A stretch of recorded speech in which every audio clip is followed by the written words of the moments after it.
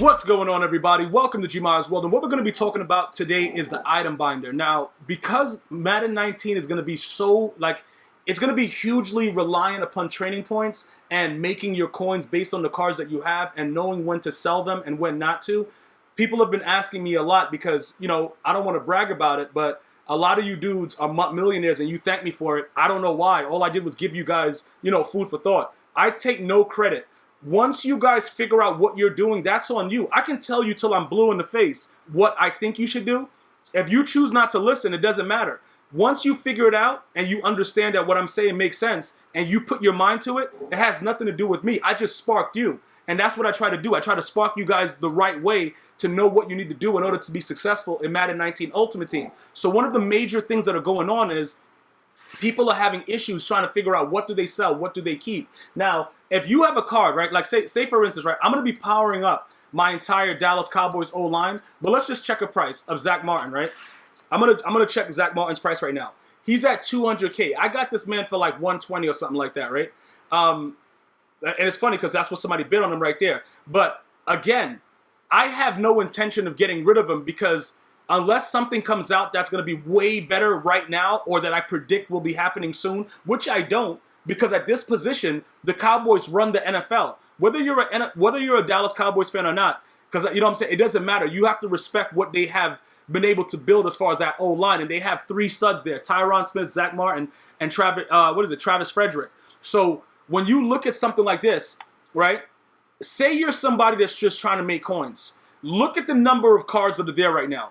It's 4 of them, right? Okay. What are the odds that this card, the bid ends way too much lower than 200,000? It's very, very low, right? So that means that the other 3 with the average price of 200K is what it's probably going to be. So if you needed coins to invest in something else, you would probably get rid of this card if you were able to get it for relatively cheap like I was, because I got it for 120.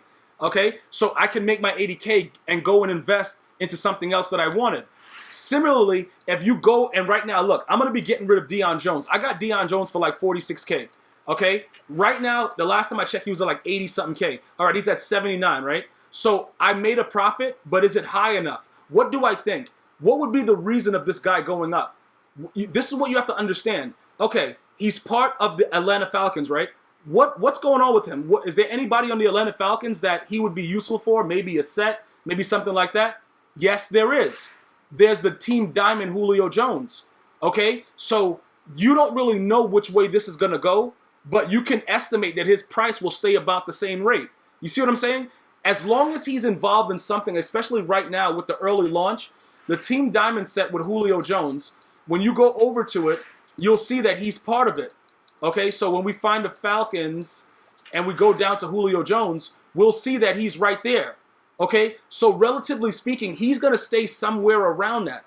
He's probably not going to go too high, too low, whatever it is. But he's going to stay around that price. Now, Alex Mack, I had him also. His price is about the same that I got him for earlier because people realize probably by now that he sucks as a center in this game. Last year, he was really good. This year, he's terrible. I wouldn't even, bro, that guy would not start for me no matter what. That guy sucks in this game.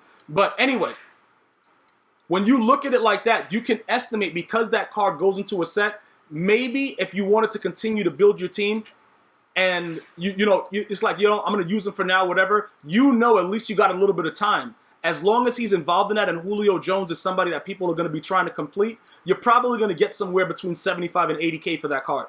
All right? Those are the ways that you gauge it. Okay? You have to understand what are people looking for. Now, when you look at Fletcher Cox for the Eagles, right? His price was about, I got him I pulled him out of a pack. Okay? So he was pretty much, I spent money on a bundle and I got him at the, when I first got Madden 19, which is about July 31st, right? So I've had him. That's his value, right? I don't know. Like you can try to figure out. You don't have to go to the item set to see if they go into a set. You can just click on the card and then go to add to eligible sets and see what he goes to. Now his diamond is Lane Johnson. Now I don't need that because I already have. Oh, bro, I got the whole Cowboys O-line, so I don't need Lane Johnson. So for me, if I wanted to get rid of him and get somebody else, if I was able to get a nat of something else, it would be beneficial to me to get rid of him and get that 100K. For instance, when you level up with MUT levels, right? For $2, I can unlock this pack, right? This pack right here, and I can get a Snacks Harrison, okay, Damon Harrison Sr., right? And he's probably, I played against him. The dude came in and sacked me every play. But for me, he probably won't play like that, but that's neither here nor there. Obviously, I think he's 85 overall, right? And you can see that Fletcher Cox is 87.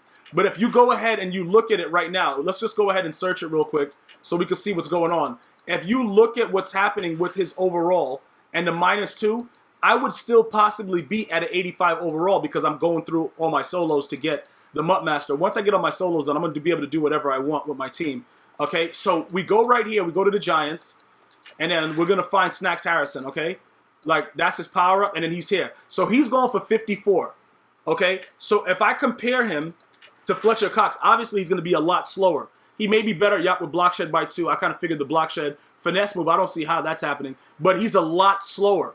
So what do you want? That was a Vita Via. Let's go to Fletcher Cox.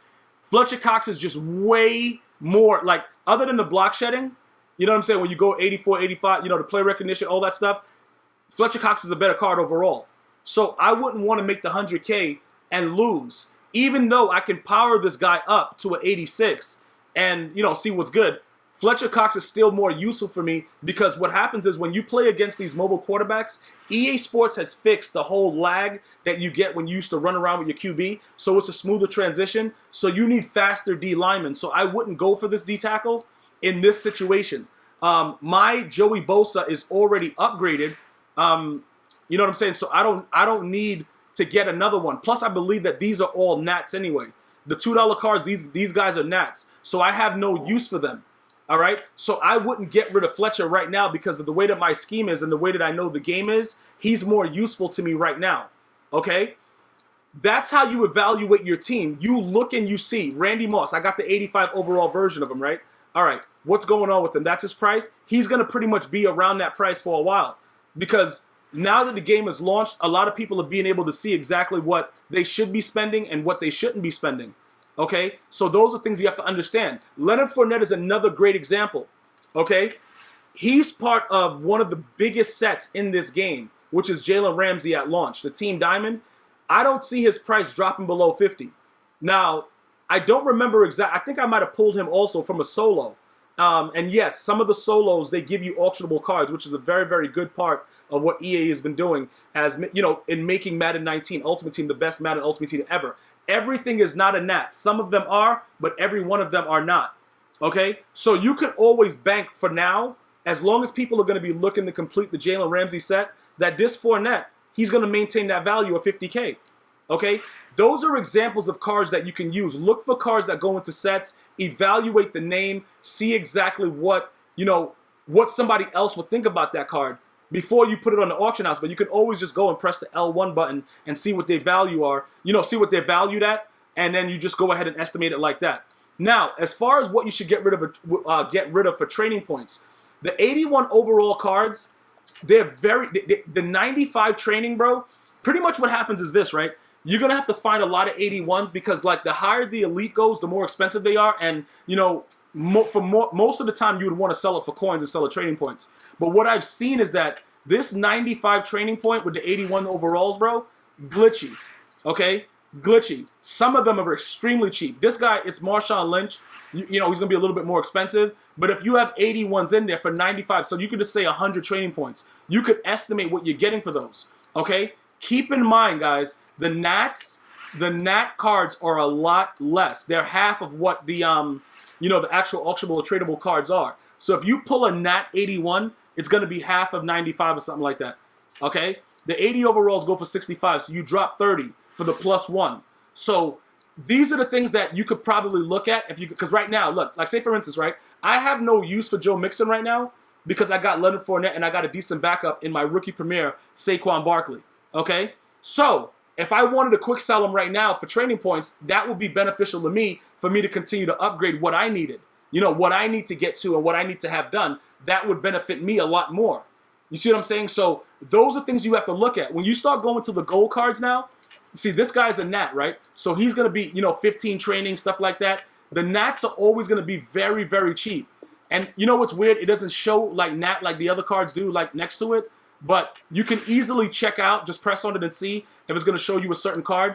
and you can see what their actual their training point value is and stuff like that. But what I found was the 81 overalls getting 100, you're able to evaluate it a lot easier. Now the gold cards, 4,600, 5,000, whatever like that, these cards are still a lot less with training points. Okay, so I would be quicker to get rid of these because the values of them, they're going to be consistent with the 30. You're not going to get like a sneak one that's going to go for more, whatever like that. There is no sneak one. This one's going to be 15 because he's a Nat. Okay, so the Nats are going to be half the values, and the 81 overalls are the real glitchy ones. Okay, like seriously glitchy. So you could be able to see what's going on with it. And no matter if it's a core rookie or whatever it is, they're still going to be, I believe the same amount of training points. He's even less with 25 or whatever like that. Okay. Meanwhile, this guy, was he? Oh, he's a 78. So he went down one from Cairo Santos. So you have to be able to evaluate what you don't need and what you do need by going through it. Now, when you have a lot of Nats, take these Nats and put them in the sets, make tokens, and get flashback packs and make coins that way. If you don't want to go the training point route and you want to go the coin route and go for the cards, the card value, and then you could go into the auction house, right? Let's say you do you use your goals, your Nats out of your item binder. You go over to sets. You go inside here. I showed you guys in the video what I was doing with my stuff. All right, you go over here to MUT tokens. You go ahead, you earn some tokens. You make an elite, you make a gold, you make a silver, whatever. You go over to the rewards over here. You do a flashback pack, right? You do a flashback pack and you pull something good. You sell it, you get coins, and then you go and you lurk the auction house with the 81 overall cards for training points. Okay? So pretty much there's so many different varieties of ways that you can make training points, but you have to know what you're looking for. Some of the higher overall cards that you get as Nats from solos, I would get rid of those too. For instance, I'm going to see, you see how these guys, like, you see their prices? Just because this I just want to make sure before I go into the other situation. You see how this guy right here, right? He's 85 and this guy at 80 is 83. You can go and you can search him by name and see if you can find something that is, something that's cheaper. You don't have to go by what they all lay out, okay? That's just something I want to point out. You don't need to do it that way because sometimes what will happen is you'll be able to get a card, you know what I'm saying, that will be, a lot less or whatever. It'll be something that like comes up at like 65 if you type the name in, as opposed to just looking at what they lay out for you in the beginning. All right, just keep that in mind so you can understand what's going on with that. What I was getting back to as far as training points, when you get Nat elites, right? Like for instance, I'm gonna be quick selling Ben Roethlisberger as soon as I get a QB that I believe fits my scheme better than him. Okay, I'm gonna be quick selling Ben Roethlisberger, but he's an 87 overall, but he's a Nat. Okay, so I have no use for him outside of him being a Nat. So to get 388 training for him is beautiful. You see what I'm saying? Like it doesn't make any sense for me to keep him when I could quick sell him when I'm going to get another card, upgrade that other card, make that other card way better than this idiot could ever be because he just overthrows every ball like he's a moron. I get rid of him, and then from there I use that training to upgrade my new card, and that's how you kind of balance it. But you got to know, however you're building your team, you got to know what's off limits and what you're willing to get rid of, okay? And that the only way to evaluate that is to make sure, like for instance, this guy right here is a Nat, right? He's not auctionable, non-tradable, right? So I don't really want to keep him. So once I get somebody else that's way better, I'm going to quick sell the hell out of this guy, get the training points, and upgrade the other card. You see what I'm saying? Because you got to know versus Nats and the auctionable and tradable cards. And that's how you proceed to be successful. Okay, that's how you proceed to be successful with Ultimate Team. You got to understand values and know what you're doing. This guy again, all right, another 95 training. Once I get a right end that's higher overall, this guy is out of here, and I can use those training points to then upgrade the better right end that I get, and so on and so forth. And you continue to build your squad that way, and you won't have a loss. Understand the values. As they drop in overall by 1 point, so does their training point value. Estimate what you want to do. This Jimmy Graham that I got for free, he's going to be out of here ASAP very, very soon. The dude is garbage, but that's who I got. I got him from the free loyalty packs. He's going to be quick sold for training points, okay? Guys like Demaryius Thomas, 200 training. That's double. If you could go ahead and snipe him, that's double the 81. If you get him for cheap, you know what I'm saying? Like they got him up a little bit at 18K. That's a decent, you know what I'm saying? Like if you could get him for like 10K, now you know. Those are the things that you're looking for. Look at the numbers, see how much they mean to your squad, and get rid of them for training. If they're useless, if you can sell them for more, get more coins, upgrade your team, and then find other cards that you can quick sell, you know, for training points, and then you go from there. But you have to understand the value of your team. Nobody can tell you what the value of a player is on your team. Because if you try to tell me what the value is on my team, I don't care what you say because it fits my scheme. All right? So determine what you want to do with your team, and that's how you manage your binder. But every card this year has value, so choose wisely. Until next time, one love.